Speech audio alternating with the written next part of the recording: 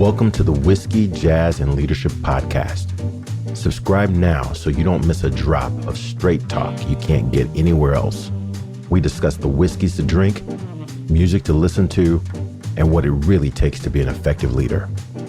I'm your host, Galen Bingham, the Leadership Strategist. Tonight's guest, author, radio personality, and professor of jazz history at Loyola Marymount, Los Angeles, Eddie Becton.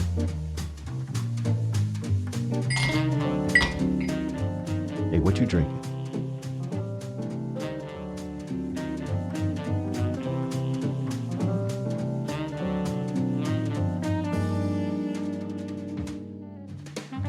I'll tell you, if you are listening to this and you are hearing some of these names for the first time, you need to hit Google or ask Siri or somebody, because this guy is hitting all of the iconic foundational elements of jazz music. I mean, Duke Ellington, you talk about Charlie Mingus. I mean, this is an education. Can I tell an anecdote about Marcus Miller? Please do. Hey, man, I was writing for All About Jazz, and I've always dug Marcus Miller. Bad cat. And I called up his publicist, B.B. Green. Wonderful spirit. B.B. is off the hook. And I tell her, I'm Eddie Becton. I'm writing for All About Jazz. I'd love to interview Marcus Miller, blah, blah, blah, blah. And this happened like really quickly, probably over the course of a day or so. We confirmed the date and all that.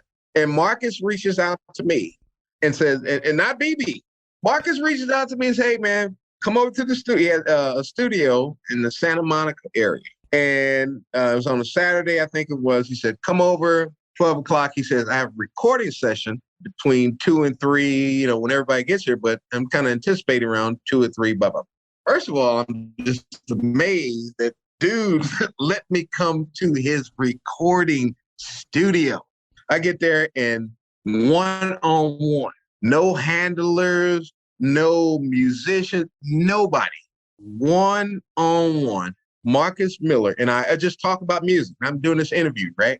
I was always mindful of, how it is, musicians' time, that's money. After an hour, I say, Mr. Miller, hour's up. I appreciate your time.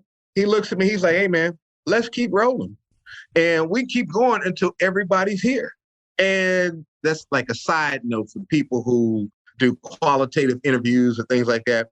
Always be over-prepared than under-prepared. So you may have your nice little protocol of questions, but always be prepared. You might have your, what we call the grand tour question, and that may lead into a different direction. So I was prepared, blown away, but still prepared.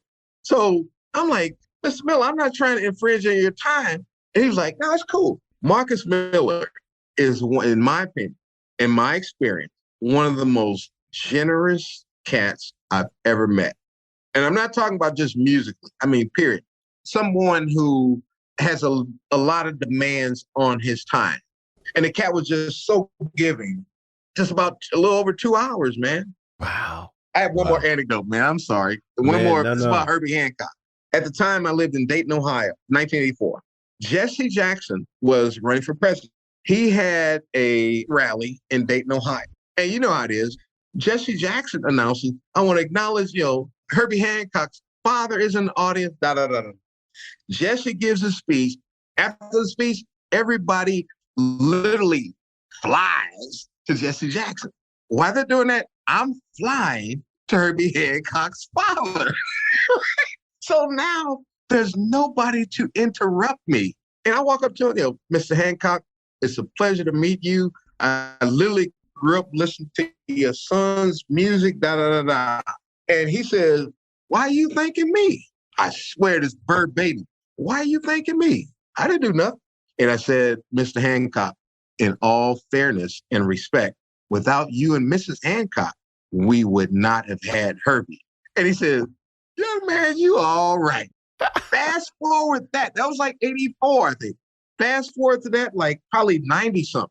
Again, between the radio program I was on and the All About Jazz, the print version, the Playboy Jazz Festival, every year they would have these press parties at the Playboy Mansion. So only the musicians and people from the press would get invited to these parties going on, blah, blah, blah, blah, blah. I see Herbie Hancock, who at that year, that particular year he was performing. I do a beeline up to Herbie. So remember, we're talking about at a minimum, Galen, a minimum 10 years, if not more, probably 15, 20 years, who knows, had passed between my initial encounter with his father. But it was the first time I saw him to tell him that story. So he and I are talking. I said, Mr. Hancock, I still, call folks, I'm still respectful. Mr. Hancock, I have to tell you about an encounter I had with your father back in 84. And so I tell him about that. His father saying, well, why are you thanking me? I didn't know. And he burst out this laugh. And he's like, man, that sounds so much like my father. And I'll never forget that. But just the anecdote, we talk about Ahmad Jamal, one of the generous cats. Ahmad Jamal, he actually performed in LA, I think about maybe 3 or 4 years ago at the Sheldon. And he actually remembered me from probably 10 years prior interviewing him in LA. So when he was in St. Louis, I got like a backstage pass. And so I'm walking up to him and he says, Eddie Becton, man, what you doing in St. Louis?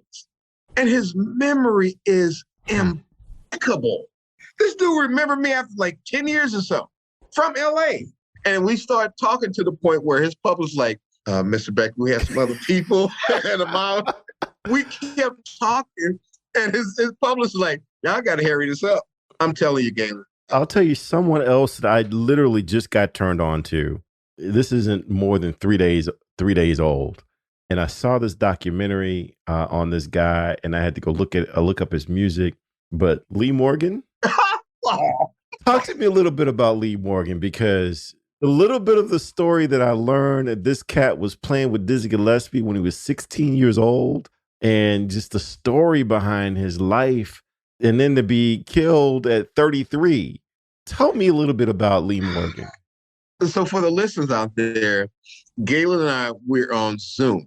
So we can see each other, but by the time this goes out on the podcast, you will not be able to see either his facial expressions / nonverbal communication or mine, which is a shortcoming, because if they did, I literally popped out of my seat and ran to the other side of my living room and came back, because when you said Lee Morgan, man, Lee Morgan is one of my all-time favorites, a fascinating story. And like you referred to, here's a cat, man, the proverbial world was his oyster. With Helen, when Helen shot him outside of Slugs, I think it was 72, I think it was, the world lost. Not just Philadelphia. I think he's from Norristown or something like that.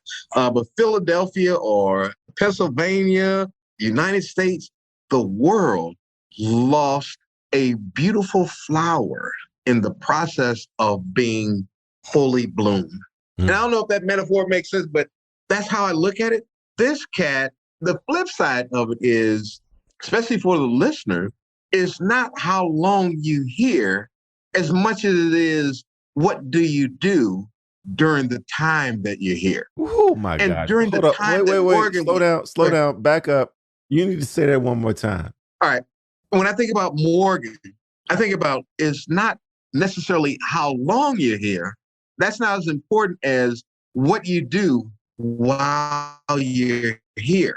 So in terms of his professional, as a musician, his professional life was very, very short. Now, he died at 33. But he wasn't a professional musician for 33 years, right? So that is to say, his professional life was much shorter. But during that time, his impact was astronomical. So when we think about the people, not only him as a leader, but as a sideman, his discography is mind-boggling for the time that he was here. So, your listeners who are particularly involved in leadership, encourage the folks who are listening to your presentation, encourage them to think about, we don't know how long we're going to be here. Lee Morgan, man, I have the utmost love and respect. I have just about every album he's ever made, because I was I wouldn't describe myself as an iconoclast or anything like that, but when people were, singing the graces of Miles, and Miles is one of my all-time favorite musicians, I'm like, Miles is cool. don't y'all sleep on Lee Morgan. The whole time I was watching that biography on Lee Morgan, I kept wondering if I had gotten a hold of Lee Morgan before Miles, would Lee Morgan be my dude? He was just that finished at 16. That's a very interesting question. You know, I never get into like comparing when people ask who's the best trumpeter. I'm like, to me, that is like sophomore. I don't entertain that nonsense. I can say what really spoke to me about Lee. Lee could play a line, and that one line can make you cry. And the very next line can make you smile. Now, Miles, I think Miles is able to do that too. But what I like about Lee in particular, that blues bass, right? That kind of cornbread and gravy and black-eyed peas kind of experience that he pulled out of out of his music, right? Remember, I told you where my ancestors came from, Southern, right? So I love the way Lee did that. I don't think either one of them is better than the other, because if you're talking about like hard-hitting beats, having a sense of the patterns or the future or the changes and the progression of music, Miles was able to do that, obviously, because his musical career was a lot longer. But I think Miles had that sensibility of, hey, yeah, I know I'm good, but I'm going to surround myself with musicians who could teach me something. One of the questions I asked Marcus Miller, I say, hey, man, yeah, I am absolutely sure that you learned a lot from Miles Davis. What did Miles Davis learn from you? And Marcus Miller says, he said, damn, man, nobody's ever asked me that. And then so he goes on to tell me, and I didn't know the story until Marcus said it. He went on to tell me, he said, when Miles, and I put it in quotes, came back, right? So when Miles did a mandala, side note, encourage people to read in general. But if you're a music fan, read the album, read the liner notes. And I did those like since I was a kid. So Marcus says, when they did Tutu, Miles said to him, hey man, thanks for helping me, resurrecting my career. And Marcus Miller's like, what the hell are you talking about? You're Miles Davis, what do you mean resurrecting your career? And he went on to explain, he said, look, Miles was telling him, and if you look at the liner notes from Tutu, you'll see that Marcus Miller did quite a bit of that. That's what Miles was referring to, for Miles to tell him, meaning Marcus, you were the conduit to helping me get my voice out there, so to speak. He said, man, what bigger compliment from Miles Davis? Miles Davis telling you, thank you for resurrecting my career, or, helping me put my voice out there again. Going back to Lee Morgan. Have you seen that? It's called, I Called Him Morgan. Yeah, that's what I checked out. Okay, yeah, fascinating. It's that's like kind of my background in terms of one of my areas, academically, qualitative interviews and structured interviews. So, man, I was crushed to not be able to hear the rest of the story, because Helen passed away. Because I kept waiting, this begs a follow-up, which she was actually ready to do and wanted to do. But man, I was like, oh man, another chapter of Lee Morgan's life, and her life too, that I won't be able to read. You know what I mean? But yeah, man, I love me some Lee Morgan. I'm really fond of saying, when I try to describe the connection between whiskey, jazz, and leadership, because a lot of people don't appreciate how they connect. I get it, man. I get it. But the thing that I appreciate about jazz metaphorically, I love it literally, but metaphorically, I love this idea of getting from here to there with no real rules. There are guidelines, there are guardrails, there are things that you've got to adhere to, but there's latitude as long as you get from here to there. I had a conversation with Craig Holiday Haynes. I would just love to get from you your thoughts about this idea of freedom within a framework, how jazz is almost metaphoric to how many people live lives, and especially those who are successful. It's really usually not a straight line. There's some jazz from where you are to where you want to be. So for a few minutes. Just talk a little bit about how that fits for you. I appreciate that question. I love that question, man, because it makes me think about one of the foundational tenets of jazz. That's why I said, for people who don't get it, when we talk about whiskey or leadership, whiskey and jazz, let me help you see that connection. To me, it's a very clear connection. Improvisational nature of jazz, right? Theoretically, that's like the foundation of what jazz is all about. Jazz is, to me, a metaphor for life. So you may have your arrangements nice and clear on the sheet. All right, we're going to play this scale. We're going to do this in a B flat, da, da, da, da, da, da, da, da. But life, as you know, sometimes you got to tear that paper up. These arrangements are not working for me. So I have to adjust to the current milieu. So whether that is you got kids and now they going off to college, now you got to adjust your budget, or whether or not you went through a divorce, whatever the situation, whether they be favorable or not so favorable, the bottom line is you adjust to the situation you're in. So as a jazz musician, you're in a club and you and the band, y'all are just, in the pocket, as they say. And somebody in the back, there's like conversation and they keep talking. How do you adjust to that? How do you adjust to it if you like Art Blakey and all of a sudden, something happens with your snare drum and it bursts? What do? You compensate. That's what jazz to me is all about. Now, what's the connection between that? How do you make that connection and leadership? Well, I dare say if we look at band leaders, and I dare say this is not germane to just jazz, but we're talking about jazz. Miles Davis, John Coltrane, Eric Dolphy, whomever, when they served as band leaders, they also had to adjust to the nuances of the personalities of their respective bandmates, right? And I'm sure you've heard about that anecdote where when Coltrane was playing with Miles, and as you know, Coltrane used to do these epic solos. So for the listeners, it'd be like, yay, that's off the hook. As a band leader, it's like, how do you manage that? And so the anecdote was Coltrane said something, this is not a direct quote, but Coltrane's like, I go into the zone, again, I'm paraphrasing, I go into the zone and I just can't seem to stop, and Miles Davis said, take your saxophone out your mouth. Right? No, shut up.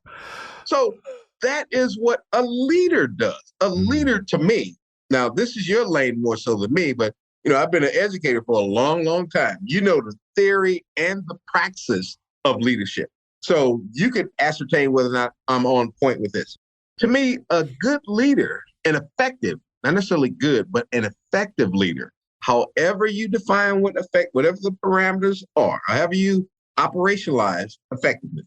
It seems to me whether you are a baseball coach, a teacher, a doctor, whomever, a good leader is one who is able to get the best out of her or his staff members or associates. So in other words, let's say I'm a band leader and Galen, he's my number one trumpet player. And, we've got Billy Higgins, may he rest in peace, he's on drum. So the methods and approach for me to get the best, I remember I'm a band leader, to get the best out of you is going to be different from the one that I get out of Billy. Not only because the obvious that you are playing different instruments, but most importantly, your personalities may be different. So you may be the type of say, hey, Galen, man, you know how many mistakes you made in that last set? Get that together. And so you might be the type, all right, I got it, Eddie, my bad. If I go to Billy, hey, man, you know how many mistakes you made in the last da-da-da-da. And he'd be like, man, forget you. So the point is, when you're, in terms of leadership, I would think that an effective leader, you understand the nuances of your team and you understand what works for each of them. And you understand what motivates each one. Some of your team members, they may be motivated by, hey, I'm going to get it promoted and I'm going to get more money. There's some who may be motivated, I don't care about money and status. I just want to hear my supervisor say, Eddie, good job. And that's enough for them. But I think an effective leader is able to tap in each person's abilities. And not only that, there's a very, very seminal piece of that. Get the best out of them. So an excellent leader to me is one, if you have a full team and you're able to tap into everybody, you bring out everybody's strength. So for me, effective leadership is a good manager of personalities more so than tasks, than duties. That's it. That is it. I'll tell you, this has been an incredible conversation. This has been an incredible education about jazz at the deepest level. I feel a little better now because I got a couple comments during the break that, Galen, you hit the leadership pretty hard. I respect your whiskey game, but come on now. We need some jazz. I think we're delivering on that now. So with that, I just want to tell you how much I appreciate you stepping in and sharing so much with us. And so with that, raise your glass. Let's toast out. There you go. Let's toast out. Cheers. Until the next time, man, may you always play on the right side of the scales. Cheers. I appreciate it. Galen, cheers, brother.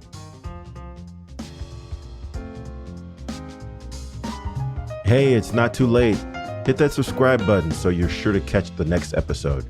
If you're really enjoying the vibe, leave us a review or become a VIP for guest and show exclusives.